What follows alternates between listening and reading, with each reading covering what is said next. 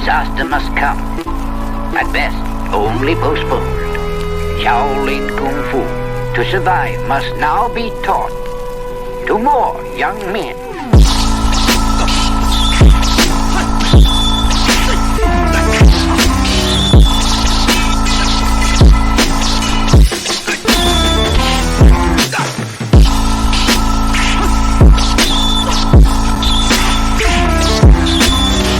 Welcome once again to another episode of Fits, Kicks, and Flicks, the podcast about martial arts, movies, and life. I am one of your hosts, Eugene Plowden, and with me, as always, my podcast partners, Angel Diaz and Joe Hartley. What's up, guys? What's up? Angel? Oh, man. Yeah, what's up, man? All right. See how this show is going to go. If this is your first time with us, I want you to know we are members of the Martial Arts Network. On Monday, we got Raw with Mimi and Lump. Tuesdays is CTE with Chris, Los, and Travis. Wednesdays is us, Fits, Kicks, and Flicks with Gene, Mike, Joe, and Angel. And on Thursdays, you can get the Inside Scoop with Alex and Jeff. For more information, you can check us out on all of our social media platforms. Just look for the Martial Arts Network on Facebook, Twitter, Instagram, and YouTube. Fellas, it's showtime. What's going on? Hey, what's up, Gene? Same old. My last weekend, I finished my last midnight shift on Thursday. Just had a few days to spend with the family, do Mother's Day. My birthday's on Monday, so we're kind of celebrating all that in one weekend, and just kind of enjoying everything. And then Monday, I'll start fresh. I'm off the midnight shift onto the mornings. Tuesdays and Wednesdays off, so I'll work Thursday through Monday. So you actually start work in the morning at 6 o'clock, right? Yep. So for those of you who don't know, we are recording this Sunday night. It's actually Mother's Day as we're recording this right now. So you're listening on Wednesday. So Joe has already started his new time at his job. So you start tomorrow morning at 6 o'clock, right, man? 6 o'clock, 2:30, and then I literally will have to rush home to grab the girls at school.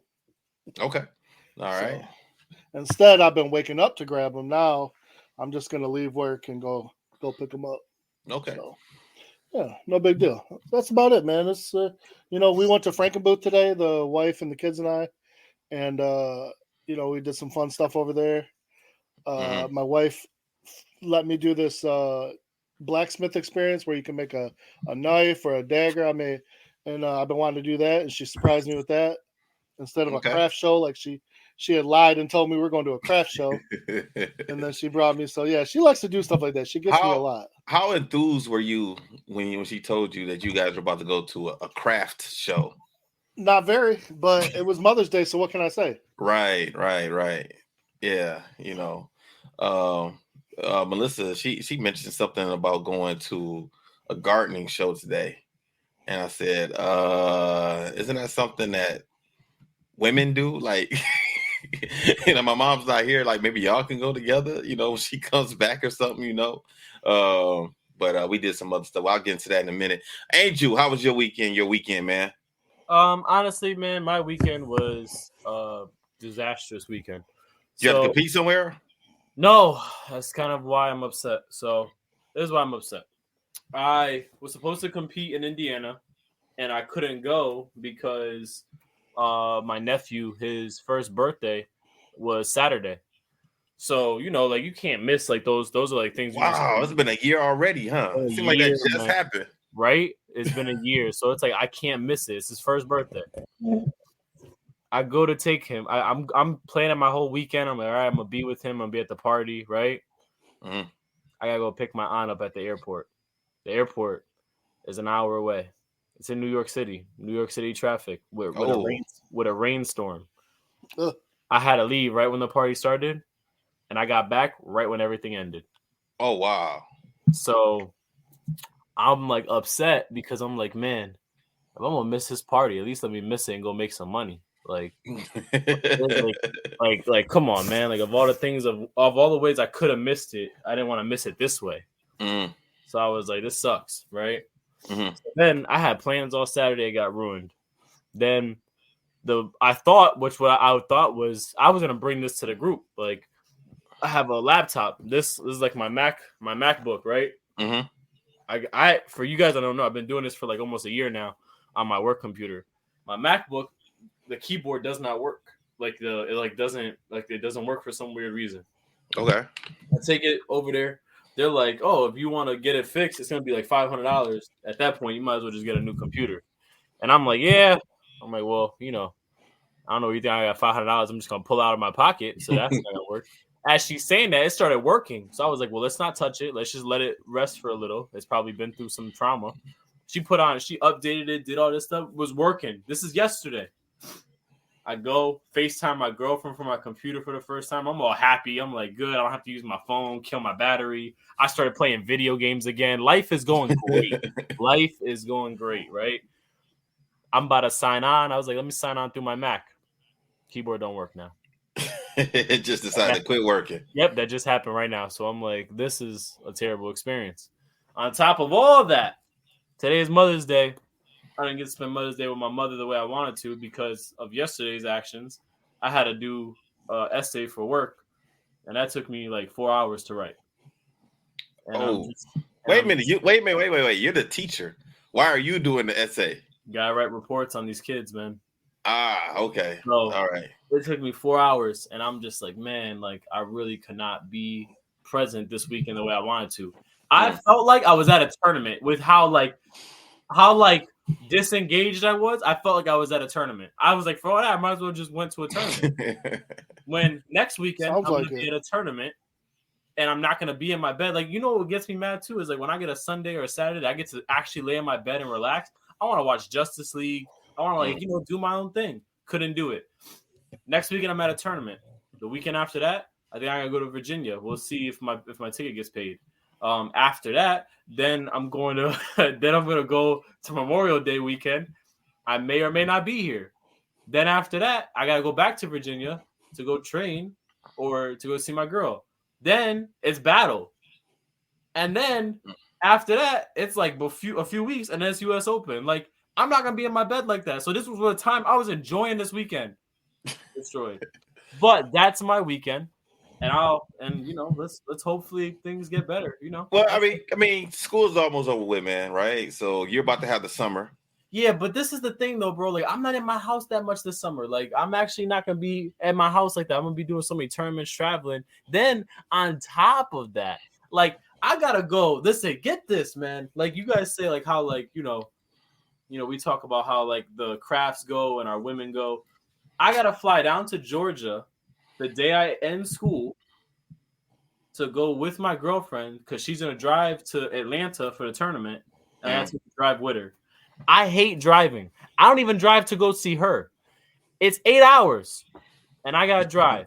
You really think we're going to split that drive 4 hours? I'm right there with you. I hate driving. It's not I actually like driving. And you're crazy. And I'm telling you, me and Trav, both of us don't mind getting in the car driving somewhere. In my mind, I'm like, oh, like, yeah, sure. Like, it'll be a 4 hour split, right? Oh, that's nothing. Driving 4 hours is nothing. No, it's 8 hours from where she is. But we're going to split 4 and 4. It's probably not going to happen.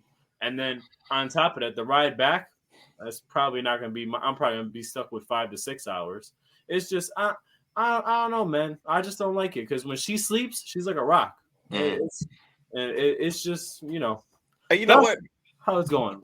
It's an 8 hour drive from Detroit to Washington D.C. and I've made that drive a couple times and it's not that bad. It was fine. It is 7 hours and 30 minutes if I was to leave at like 1 a.m. to get to my girlfriend. At any other time, it's like a 9 hour drive.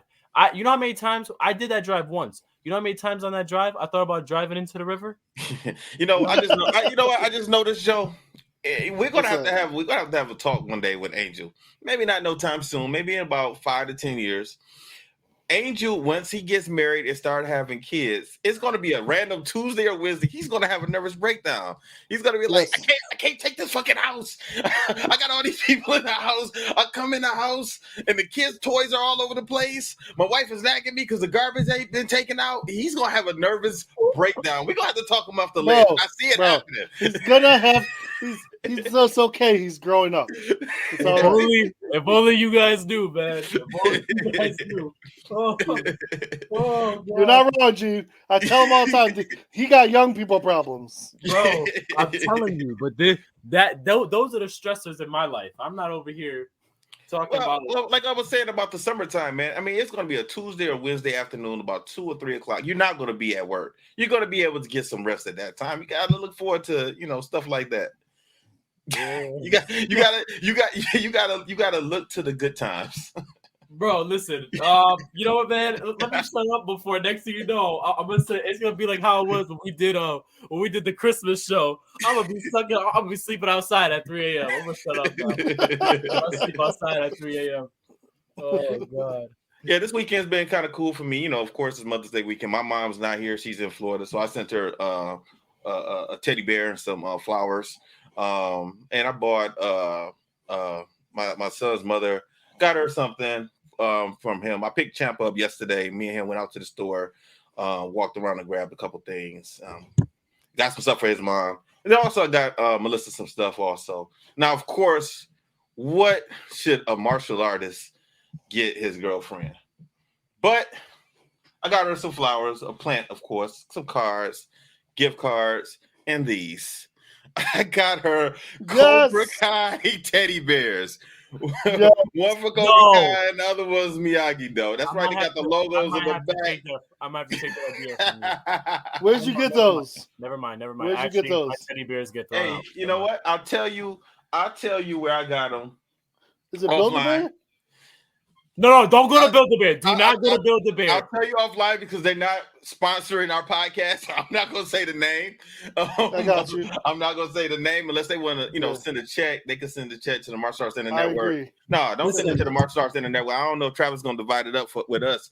So send it directly to Eugene at Jump Kick Studios. Send me the information. Hey, listen. I'm telling y'all now. For all people listening out there, I'm spinning some game real quick. Do not, I repeat, do not get your girl a bear from Build-A-Bear Workshop. I'm gonna tell you why. They're gonna tell you want to put the little heartbeat in there, want to do a little voice thing. Mm-hmm. When it hits 3 a.m. and you hear that voice go off, and you both look at it, oh man! And then when you're not, I've never had that happen before. And then when you're not there, then you find out that bear is just causing all types of trouble. Don't do that, because the next thing you know, that bear is gonna be in the garbage. So you bought a Chucky bear. That's what it sounds like to me, Angel. You bought a Chucky bear, bro. It had the heartbeat. You could squeeze it; it'll beat a little bit for you. No, I know exactly what you're talking about. I've been there too many times for birthday parties and everything. I got 1 million of those bears sitting around my house, and I've stepped on it, and it I love you. You go, what the? Yes, bro. It's when it happens. We had the bear, like randomly, it just said something like 3 a.m. I was like, oh no, that bear, no, that bear. No. Well, that's how technology is getting now. Like I told you guys before. When Melissa first started coming here, she asked my Alexa what either what time it was or what the weather was like. Melissa, and it did not just give Melissa the answer that she asked. Alexa said, "Is this Melissa?" Oh yeah, they recognize the voice. Oh shit! This was her first time coming to the house. Yo, I don't understand how Alexa knew to ask that, and I'm glad that Melissa was one at the house.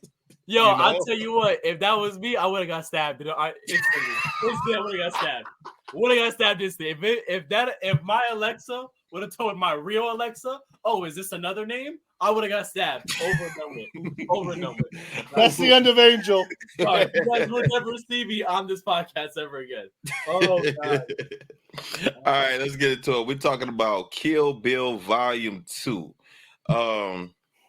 Man, what did you guys think of this movie?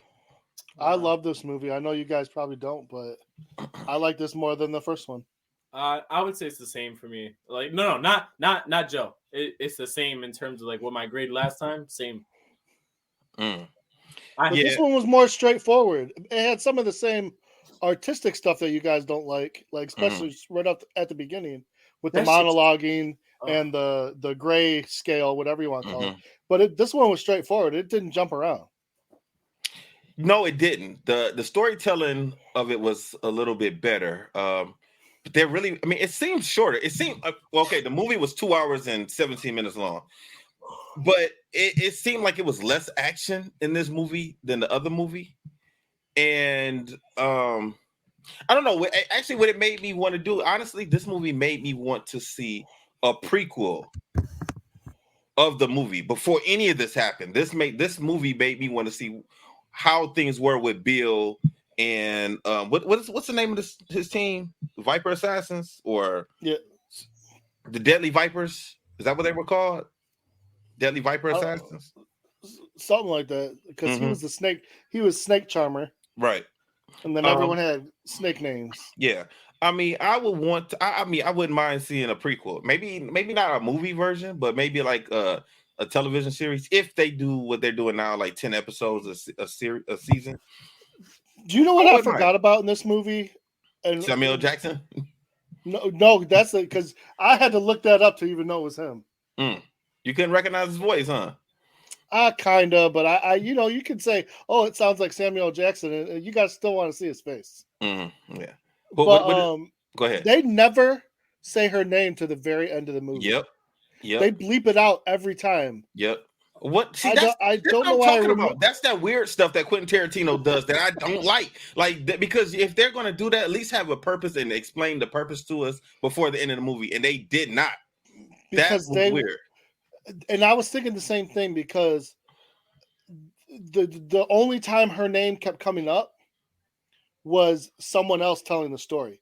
And the only time her name was said was straight out of Bill's mouth. So I think the idea was that, like, since the story was about killing Bill, we can't know her name until like the very end. I don't agree with it. It was really weird, but I never noticed that all the times I've seen this movie, like they kept bleeping her name out unless she was being referred to as the Black Mamba or the Bride. But then they only said her name, Beatrice Kiddo. Which her last name was Kiddo? What the hell? Yeah, that seemed really, really lazy for a name. Every time he called her Kiddo, I thought he was like that was a pet name. Yep. So Angel, overall, like, did you enjoy the story of this movie? Did you think that there needed to be more fighting scenes in the movie?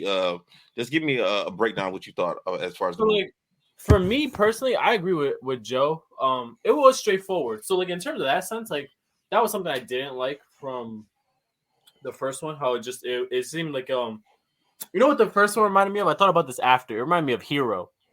Not like exactly like that, but like that like Chinese opera. Like I just feel like it was a long build up, and then we got straight to the action in Kill Bill 2. So I like that part. What I didn't like was the first thing, like how you said, just the artistic aspect that he adds. It kills it for me. The fight scenes, I'm gonna be honest with you, I wasn't as hyped for the fight scenes as I thought I would be. They seemed really quick to me, and they didn't seem like there were many of them at all. It seemed like this was more a verbal movie. Like we just heard a lot, it saw a lot, but not a lot of action.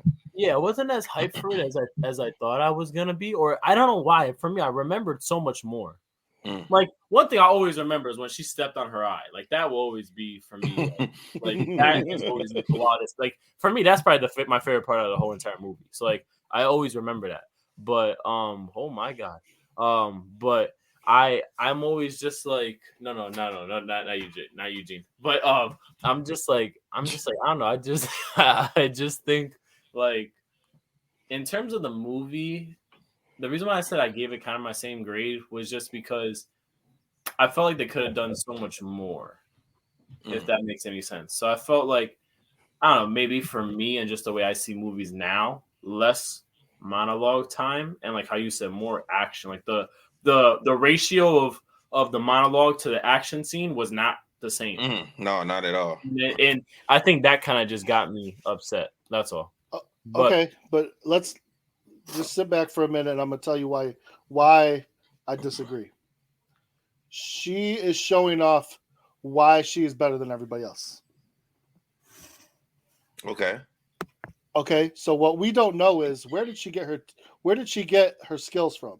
We learned that in this movie. Right.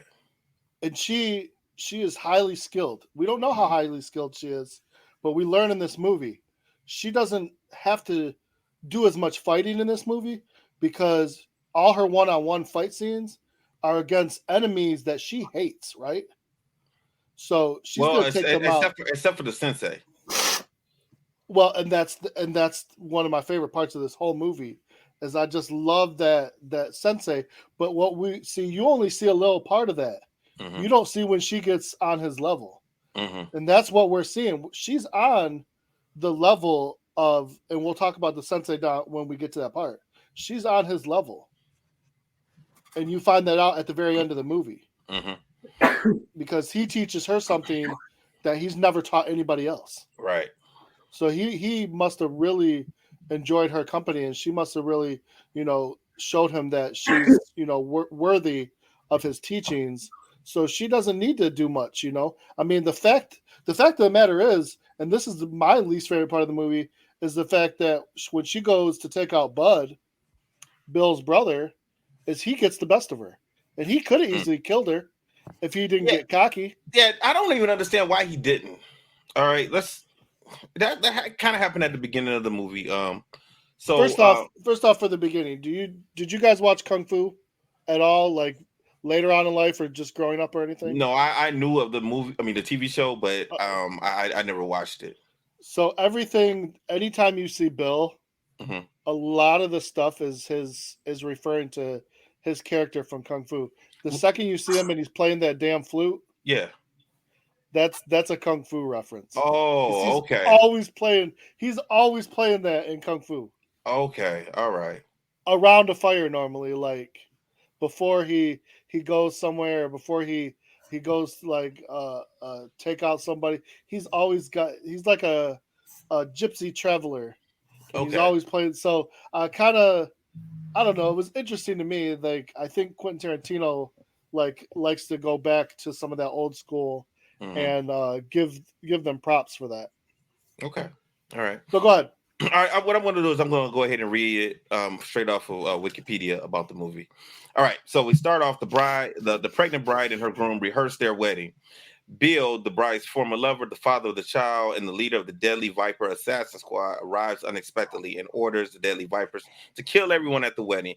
Bill shoots the bride in the head, but she survives and swears revenge. So we pretty much know that because we saw it in the first movie. But this just kind of went in depth, and we saw a little bit more of the action and what really happened, because everything that happened before was kind of like glimpses. And yes. It didn't really go into detail about what was going on. So we see the groom, we see the bridesmaids, we see the pastor. So we get to know all of these different characters. Now, this is what I didn't understand. During this rehearsal, she's about to go outside, and some reason she sees them coming, Bill and his crew. I didn't understand that because everything seemed so far away. I didn't see how she could recognize they were coming. I looked at the crew. She was just her and Bill for 20 minutes. Bill was acting like her father. He showed up. No, I'm talking about before that, before he came in. When she was standing there looking out the door. And then she walks toward the door, and then she's just kind of standing there, and she's looking into the distance.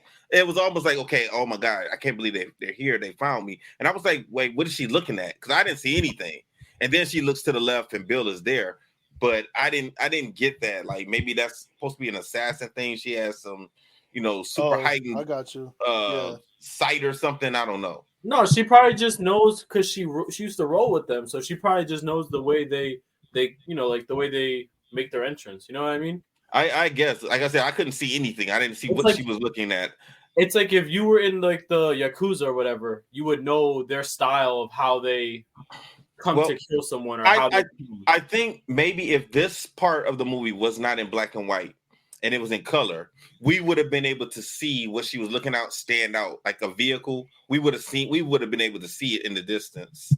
Like if it was red or if it was blue or black or whatever. But I just was lost at this point. But like you said, Joe, Bill is there, and then he comes in and he's pretending to be her father. What did you guys feel uncomfortable about that kiss that she gave him? That was very uncomfortable if this is your dad. Exactly, yeah, because that was not a dad kiss that she gave him. He was getting a little freaky deaky in there. I was like, what's going on? And then the rest of the squad shows up, and they come in and they pretty much wipe out everybody in this church. Yo, can I just say, like, you know how much hell you have to go to do that in a church? Yeah, you're sick. There's no repentance for that. Like, you are done. Did they ever explain if that was Bud or not? That was there with him. I just assumed it was him. No, they showed it. They showed his face in the first one. It was in the first one. Okay. Yeah, the first one they showed his face. It was him. Okay. All right. 4 years later, the bride, having already assassinated Deadly Vipers Oren Ishii and Vernita Green, goes to the trailer of Bill's brother, Deadly Viper Bud. So this is the part you were talking about, Joe. Planning to ambush him, having been warned by Bill beforehand, he gets her.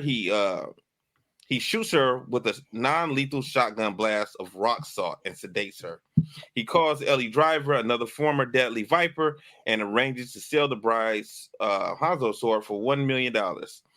He seals the bride in a coffin and buries her alive. Why did he shoot her with rock salt? He probably thought she was a ghost. That's how you kill ghosts.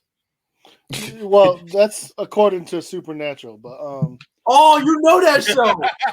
Yeah, that's my show. I love that show. You and me, Joe, the respect level I have for you. You are invited to the cookout. You are invited to the cookout. All right, perfect. I can't wait. Nah, you know what kills me about all this? You know this girl is after you because you did her dirty. Bud even said they all deserve to go to hell for what they did to her. And they deserve to die. Like, he said that. So your way of handling that is when she shows up, you shoot her with rock salt and bury her alive. So you want to fuel her rage even more? Right. Why wouldn't you just put her out of her misery? Right. Kill her. Right. Or frankly, if you're so guilty, kill yourself. But piss her off more? Like, that's like taking a snake, putting it in a bag, hitting it with a bat, and then letting it out. It's going to kill you. Yeah. It's going to kill you. Like, it made no sense to me that you're going to just piss her off even more. Right. I didn't get it. That was like, I saw her when she fell down, she's bleeding. I'm thinking like, oh, is this this is what I honestly thought. Is this the end of the movie that they're showing us at the beginning of the movie? That's what I thought. That would have been interesting for sure. Yeah, because you know, Quentin Tarantino, he edits his movies real weird. So that's what I thought was going on. Oh, this is the end of the movie. That could have been the kind of ending. He could have easily made a dramatic ending like that, like where the good guy supposedly died, which would have been interesting. I'm not going to lie, that could be an alternate ending that really could have been interesting, especially seeing that Bud, who seemed just like a nobody, is the one that would have got her. That would have been interesting. Anything else, Angel? Nah, I to be honest with you, I was just trying to, when I watched that part, I thought the first thing you thought, Gene, I was like, oh, here we go at the end of the movie. That's all I thought about. Right. When I watched this movie, I don't know why, but I feel like I was trying to like decipher like what Quentin Tarantino was trying to do the whole movie. I was like, let me be like on his wavelength, because like I don't know, I felt like just I like I said, the movie was just throwing me off. You know what? I'm going to tell you this, guys, right now. As a Tarantino fan, he is not known for doing sequels.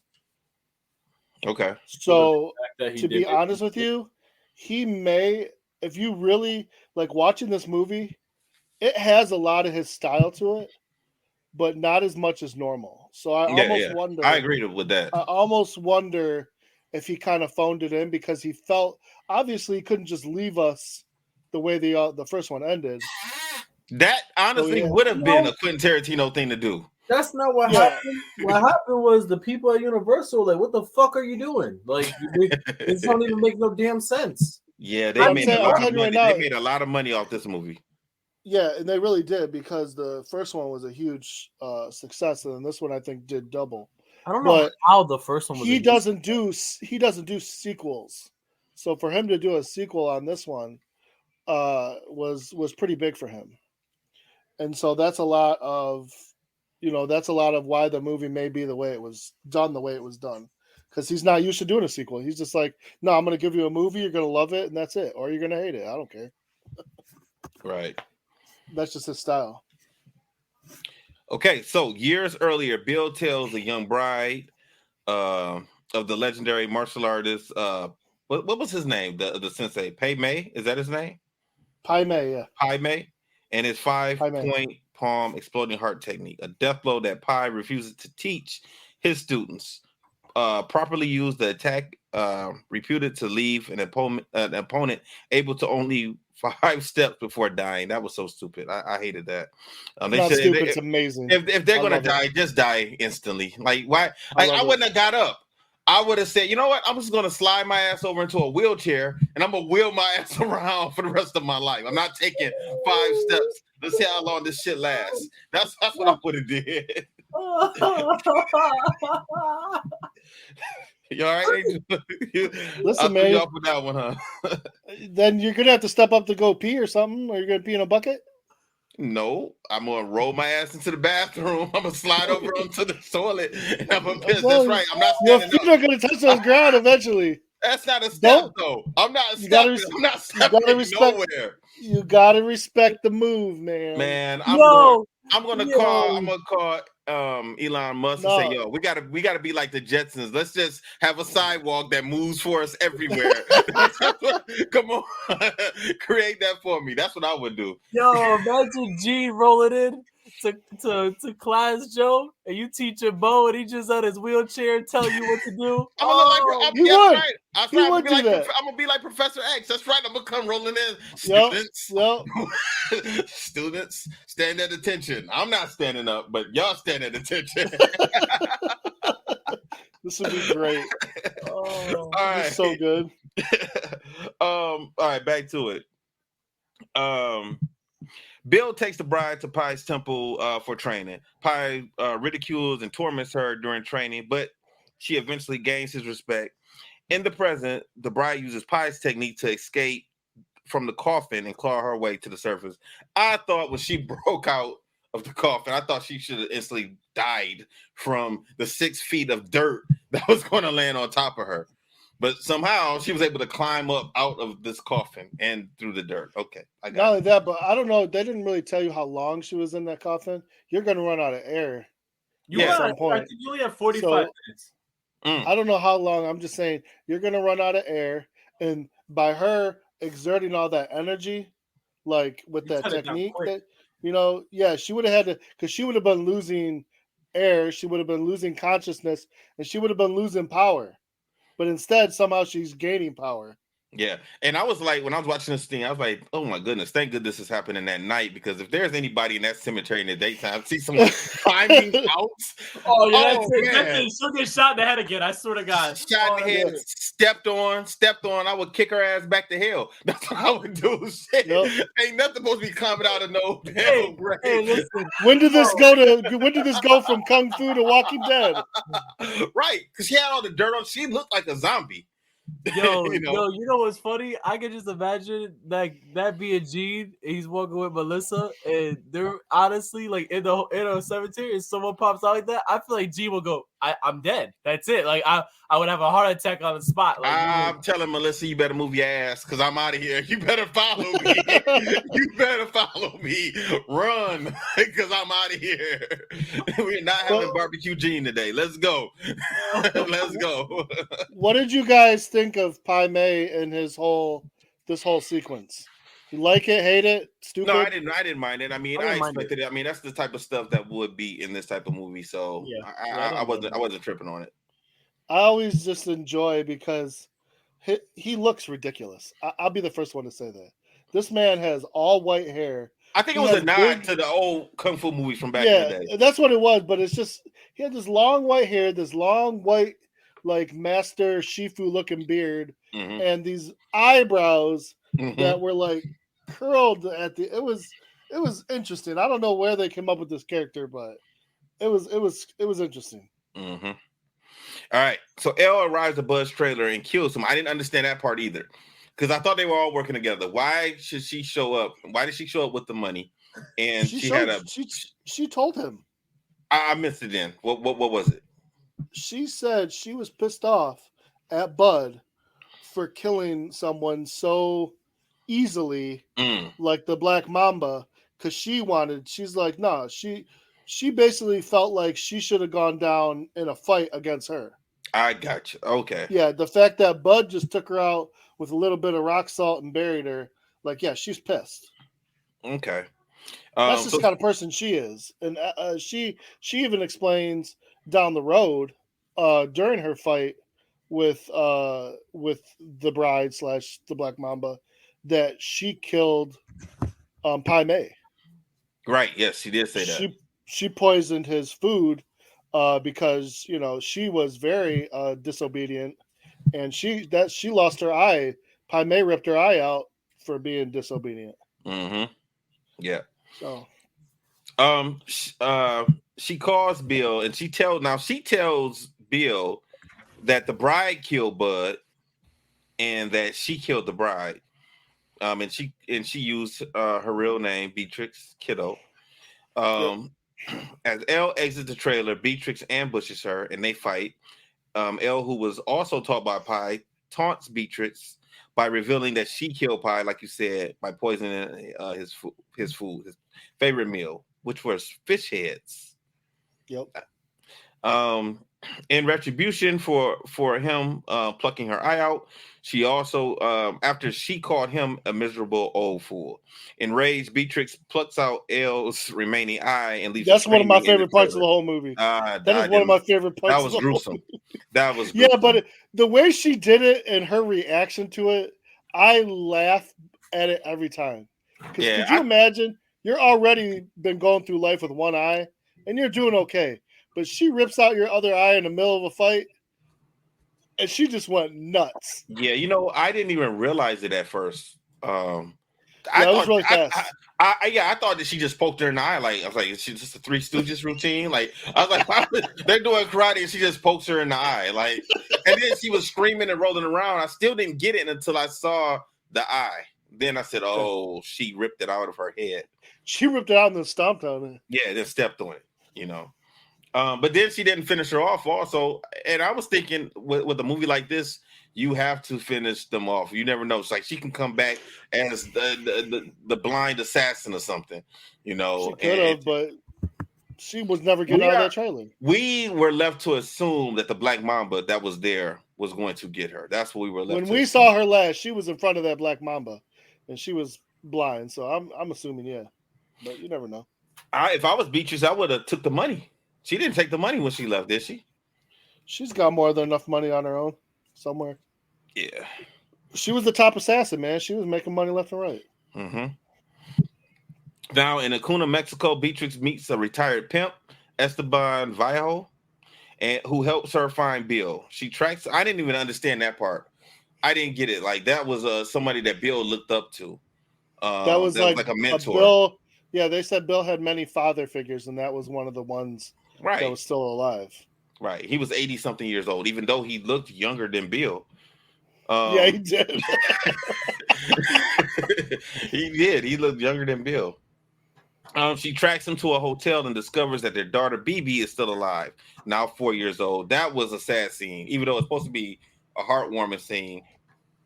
But it's kind of messed up to find out that, you thought that this child never existed, and then to find out that it's alive. I mean, that had to been a shocker right there. Now, you never had a scar from when they cut this baby out of you or something? Like, something should have... I guess if they jacked her, depending on how they jacked her up, I guess she wouldn't know that. Yeah, I guess she wouldn't know because she probably had a lot of other things. Like, she was shot. It was a fight. Like, she probably had all types of injuries.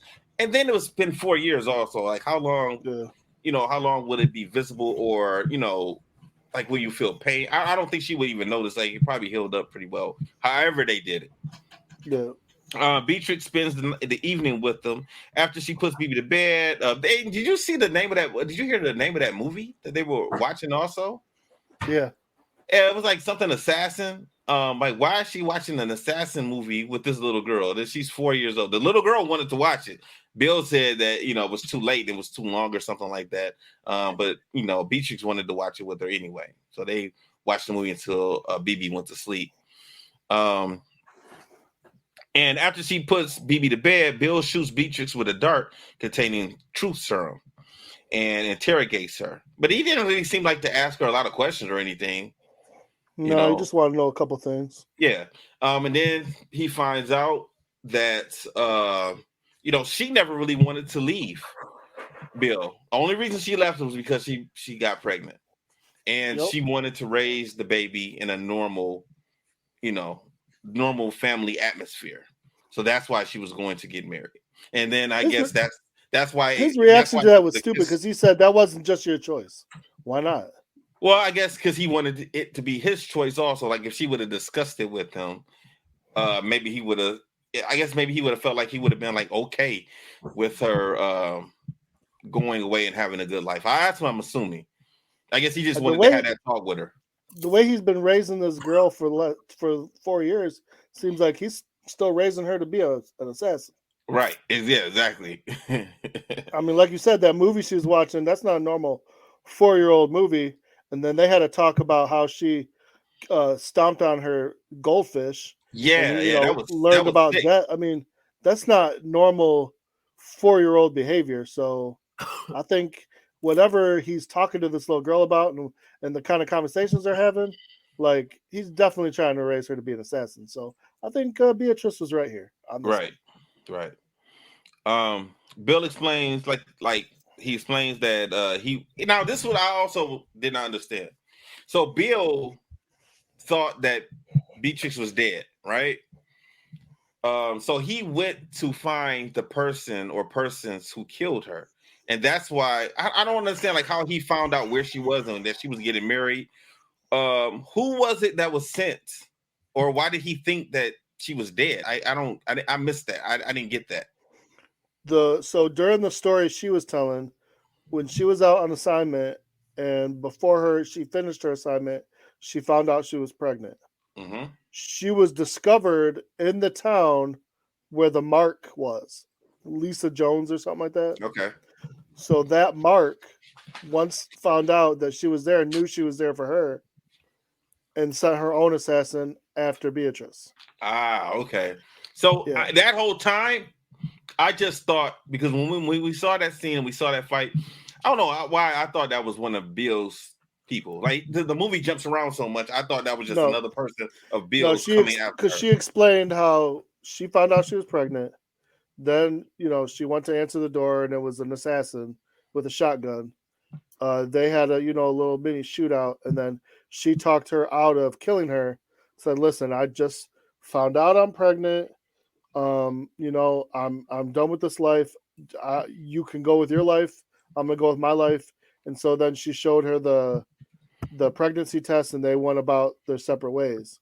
Now, honestly, that was pretty stupid to me, because I don't care if an assassin is sent to kill someone. They have to kill them. Yeah. Job, or else I agree. Yeah, exactly. Yeah. But she was like, "All right, I'm gonna give you a pass." Like, what is she gonna tell? I gotta think a female assassin trying to kill another female who's pregnant is a lot harder than killing just a regular female. Oh, I get it, but how do you explain that to whoever hired you to do this job? Like, you got to do it, or else you're gonna be dead. Well, and I'm sure that during his investigation to try and find out what happened to Beatrice, he probably did kill, because that was probably part of his investigation, finding that assassin, whereas they probably interrogated her, and then when they got the information that she wasn't dead, he probably did kill her. How many months did he say it was that he was mourning? He said a number. 3 or 4. Okay. 3 or 4. Okay. All right. Let me see here. He ordered an assassination when he discovered that she was alive and engaged to a jerk. he assumed was the father of the child. The two begin to fight, and Beatrix traps Bill's sword in her scabbard and strikes him with the 5-point palm exploding heart technique. Surprised that Pi had taught her that attack, Bill reconciles with her, then falls dead. He walks away and then falls dead. And that leaves Beatrix to start a new life with BB. And that was the end of the movie, except for that weird thing where her driving away, and I didn't get that at all. That was weird. I thought something more was going to happen. I thought the car was going to explode, or she was going to get into an accident, or she was going to see something. But no, they were just different shots of her just looking at the camera as she was driving away. I don't know. That seemed really, really weird to me. But anyway, that was pretty much it. Yep. All right. So what grade did you get the last movie, Joe? I think I gave it a B or maybe even a B minus, but I think it was probably a B. But I'll give this one an A. I really enjoy this movie a lot. Okay. I'm not gonna lie. Yes, there is some less action, but the story to me was just so good. I really like when they show like a kung fu master, and that whole thing. The 5-point exploding palm. Yeah, it's silly. It's weird. It's probably nothing that could happen, but I don't know, that kind of stuff. It makes me happy. I think it's fun to think that you could do something like that, even though probably not. Okay, Angel, eating popcorn, listening to us. Yeah. This is a movie podcast. This is what you do when you watch movies. How did you feel about the movie? You said you're giving it the same grade that you gave the last movie. Was it a C minus or C? No, you gave it a C minus. Okay. I think I gave it a C. I said B minus or C. I think I said the story. I said everything else was good. I just didn't like his artistic view on it. Right. Hold on, but real quick, Joe, let me ask you. You know what? This is probably a good question for you, Gene. Also, do you like more traditional? Well, I don't want to say traditional, but like the routine karate movies or martial art movies, or do you like more kung fu movies? I like both. I'm going to say karate. Okay. No, because I'm only asking because that also affects the way we all grade. Because like I'm not a big fan of kung fu Wing Chun movies. Mm-hmm. That's not like I'm not a fan of it, but there's been a few good ones. But I'm just not. I like them. I like them when they're not super cheesy. I like when they're added in movies, and I don't even mind some of the the dubbed over, whatever. As long as there's some good fighting.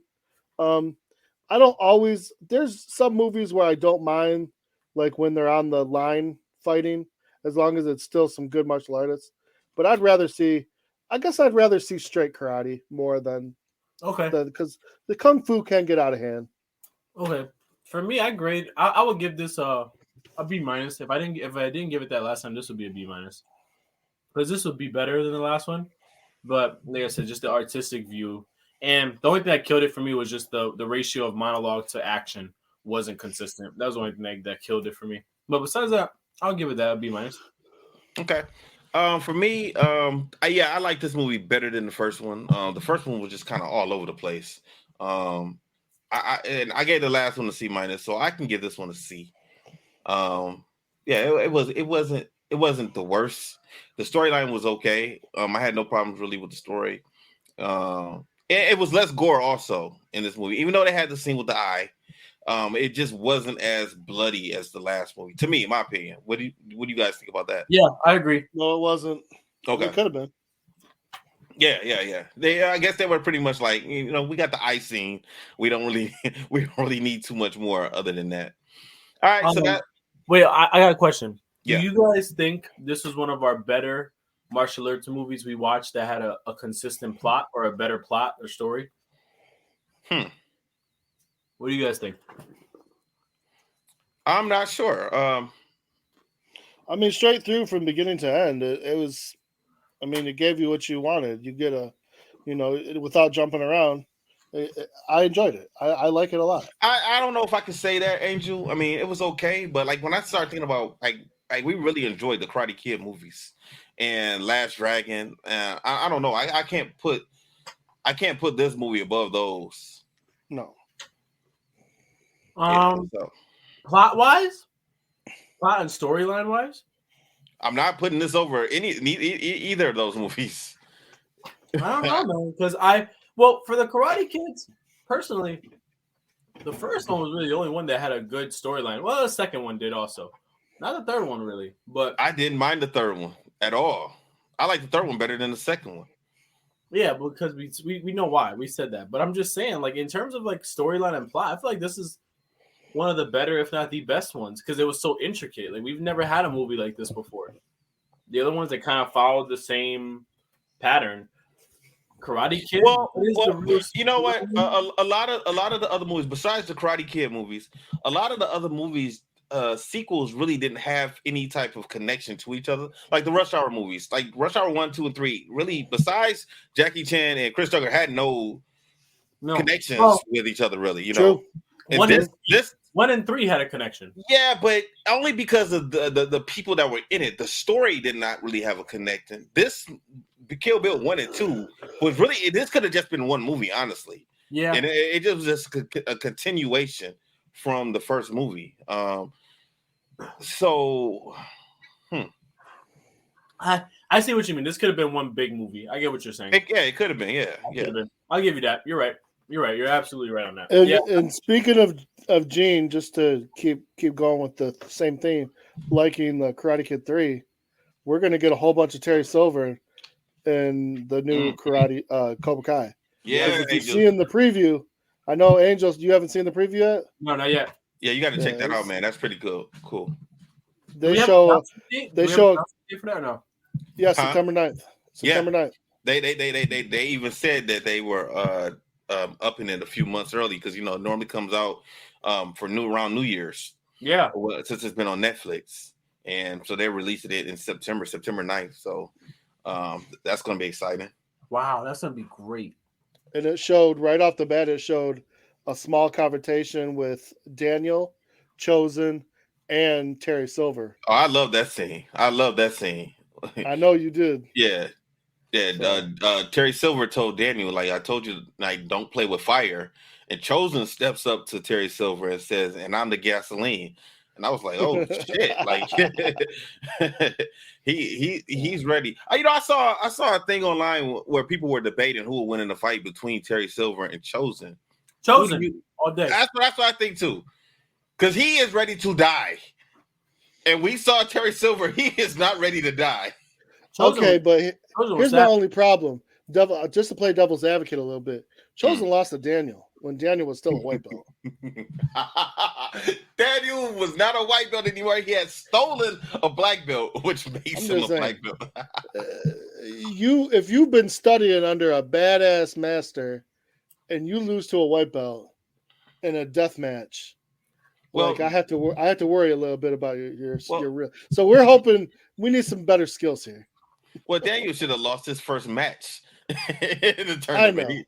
He should have been white. I'm just being a jerk and playing a little devil's advocate because I didn't mind Daniel winning that fight, but let's just say he got lucky. Yeah, it's going to be pretty interesting. The trailer. I mean, it really wasn't a trailer; it was a teaser. So we're going to get another. We're going to get another one. That was one of the better teasers they've done.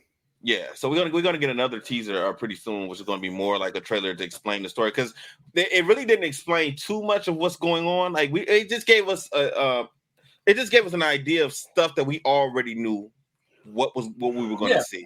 We already knew that Johnny was going to go to Mexico to get Miguel. We see some of those scenes, and we knew that Terry Silver was going to open up more Cobra Kai dojos. We saw that. We saw Tori being conflicted with herself because she won the tournament, even though Terry Silver made sure that she won. So we see her conflicted with that, and then we see the conflict between Daniel and Terry Silver. Yeah, and the only thing they really didn't show that I would have liked to see was let's see what's going on with my man in jail. With Grease? Yeah, with Kreese. I don't think we're going to get much of Kreese until the last episode. I don't think we're going to see anything. Yeah, I don't think we're going to see anything. They gotta give it.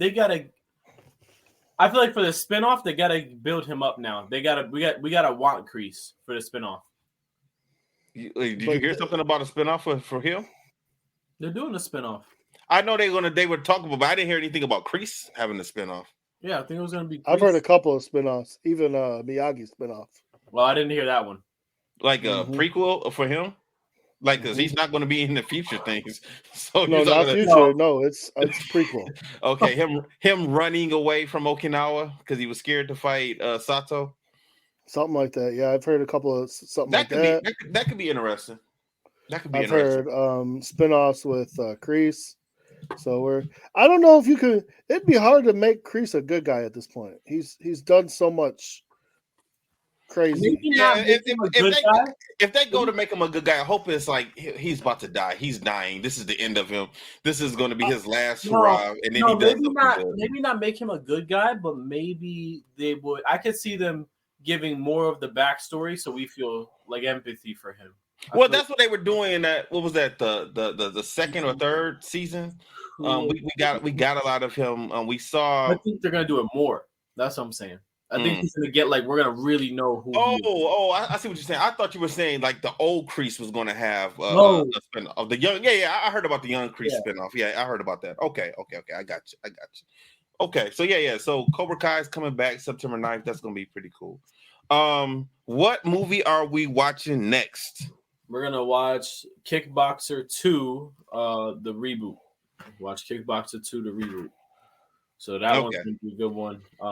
We get to see Van Damme, Ronaldinho, the soccer player from Brazil, Mike Tyson. I forgot the guy's name, Frank Musasi or something from that plays Kickboxer. So we're gonna get to see those. That's gonna be a good one. I can't wait to see that. I watched it already once, so I'm interested to see what my take is going to be on it this time because I remember what I thought the first time I saw it. It's not 2 though; it's just Kickboxer. It's the new one, right? Yeah, but it's. Oh, yeah, I know what you're talking about. I was about to watch it. It's a sequel. George St. Pierre's in it. Yeah, George St. Pierre's in it, and No. The second one. That's the first one of the reboot. We're watching the second one of the reboot. You guys said you watched the first one, right? No, not on here. I saw the original Kickboxer. So you haven't seen the reboot? No. So we gotta watch the first one then. I was gonna say I didn't even know there was a second of the reboot. Yeah, so it's called Kickboxer Retaliation, I think, or Kickboxer Vengeance. One of those is the first one, and then the second one is Kickboxer Retaliation. Okay, and the pre-show that we did it when we said we were going to watch it, I was assuming you were talking about the sequel from the first movie with Dan. When you said the first one, I was like, oh, okay, so he watched the one. So the first one has I meant the original one. Yeah, no. Yeah. So the reboot, they did a reboot. And we'll watch the first one. That one has Dave Bautista in it. I'm gonna be interested to see what you guys think. That's what I thought. Yeah. Okay. No, I haven't seen that one. So yeah, let's watch it. We can watch it. Cool. Yeah, I thought you was talking about the one that Joe said earlier when he mentioned what's his name, Sasha Mitchell. That was his name. That was in the second movie, the second Kickboxer movie. Yeah. Okay. I thought that's what the one we were watching. Okay. We can watch the reboot. Okay. Yeah, no, we're watching the first one, right? The first. Yes. Okay, and then after that, right, and then later we'll watch the second one. Okay, yeah, okay. Gotcha. Cool. All right, that's pretty cool. We're gonna wrap it up. You guys got anything else? Anything else you guys want to plug or talk about? No, I'm good. Nah, I'm good, man. All right, cool. It's a good show. All right, everybody. You guys have a good week. Stay safe. Stay strong. We will holler at you guys next week, and I will play our music. Disaster must come. At best, only postponed. Shaolin Kung Fu, to survive, must now be taught to more young men.